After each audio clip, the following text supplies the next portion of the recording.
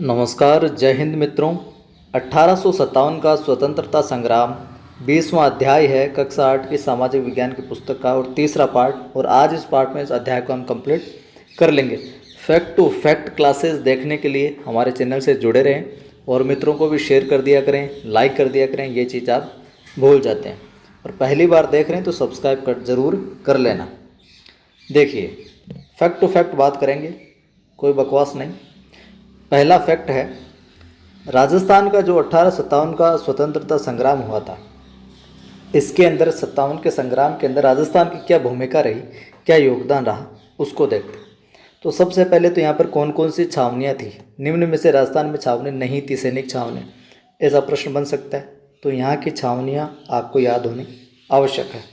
तो राजस्थान में उस समय नसीराबाद थी, ब्यावर, खेरवाड़ा, देवली, एरिनपुरा और नीमच, ये अंग्रेज़ों की छावनियाँ रही। यहाँ पर नसीराबाद, ब्यावर, खेरवाड़ा, देवली, एरिनपुरा और नीमच। अब इन छावनियों के अंदर शासन कैसे संचालित करते थे ये, तो अजमेर में अंग्रेज़ों का एजीजी बैठता था, जो राजस्थान के शासकों पर क्या करता था, कंट्रोल करता था, नियंत्रण रखता था। इस प्रकार से संचालित होता था सिस्टम। राजस्थान में क्रांति की शुरुआत की बात करें तो वो हुई थी नसीराबाद से। राजस्थान में क्रांति की शुरुआत कहाँ से हुई? नसीराबाद से।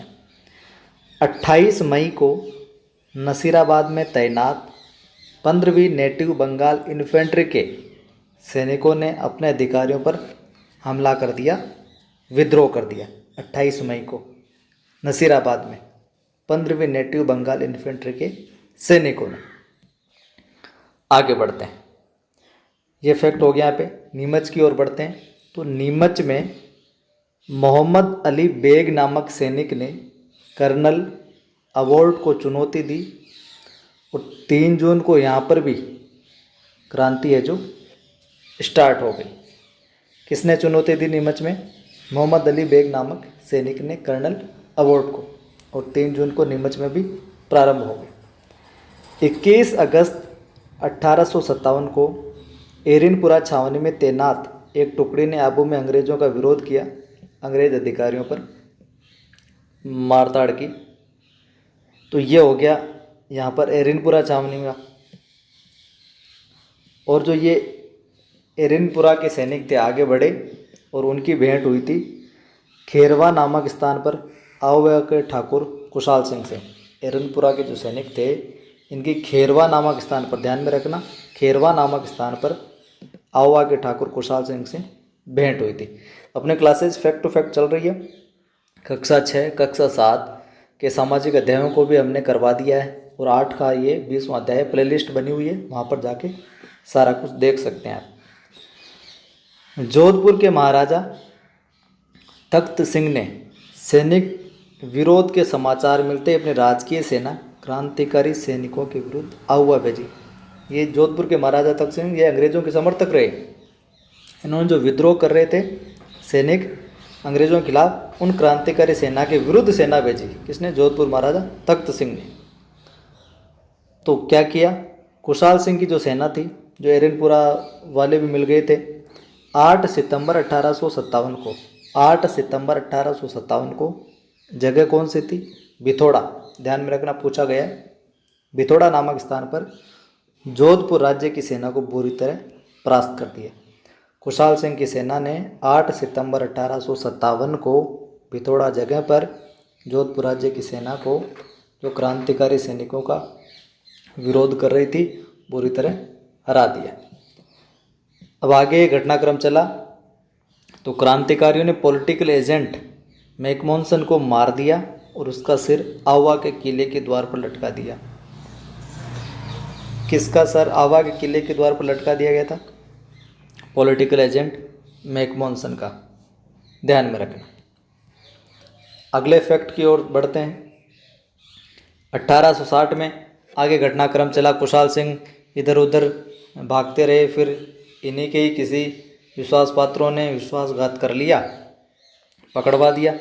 तो 1860 में नीमच में कुशाल सिंह ने अंग्रेज़ों के सामने आत्मसमर्पण कर दिया। कब? 1860 में। उन पर मुकदमा चलाया गया, जिसमें बाद में वो बरी भी हो गए, बरी कर दिया गया। आगे बढ़ते हैं।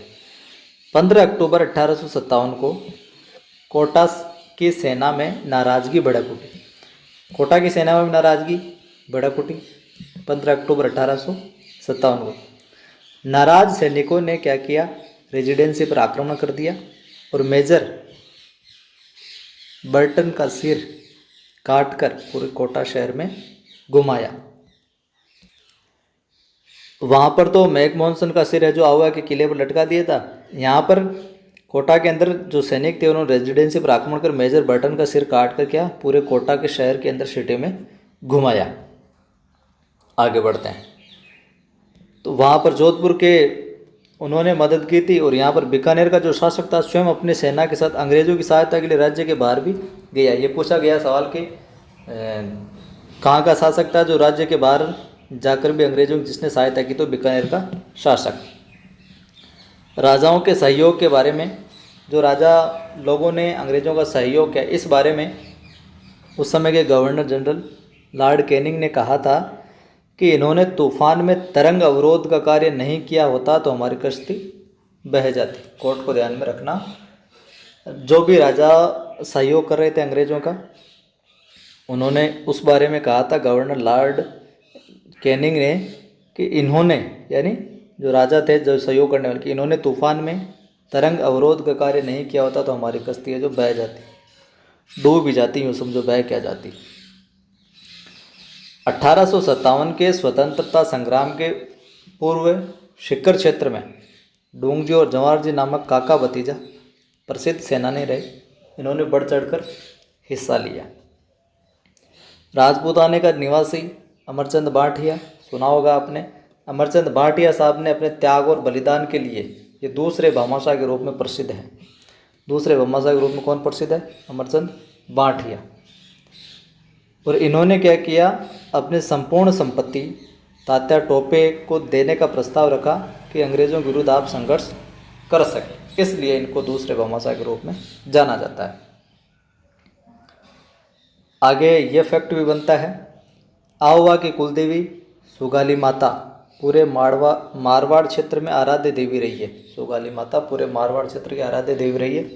और इनकी जो देवी प्रतिमा है, इनके 10 सिर और 54 हाथ हैं। सुगाली माता की 10 सिर और 54 हाथ की प्रतिमा है। और ये देवी प्रतिमा, ये विशेष बात है, ये देवी प्रतिमा 1857 के स्वतंत्रता संग्राम में सेनानियों की क्या रही थी? प्रेरणा स्रोत। की कौन सी देवी है जो स्वतंत्रता संग्राम में 1857 के सेनानियों की प्रेरणा स्रोत रही? तो वो है कुलदेवी सुगाली माता। परिणाम क्या रहा इस क्रांति का? परिणाम ये रहा कि भारत कंपनी के शासन के स्थान पर ब्रिटिश क्राउन के सीधे नियंत्रण में आ गया।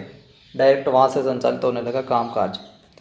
और रानी विक्टोरिया ने अपने घोषणा पत्र 1858 में यह आश्वासन दिया कि देसी राजाओं का जो अस्तित्व है वो यथावत बना रहेगा यूं ही आगे। तो ये था अपना 1857 का स्वतंत्रता संग्राम 20वां अध्याय।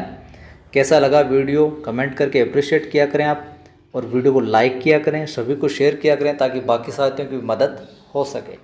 जय हिंद।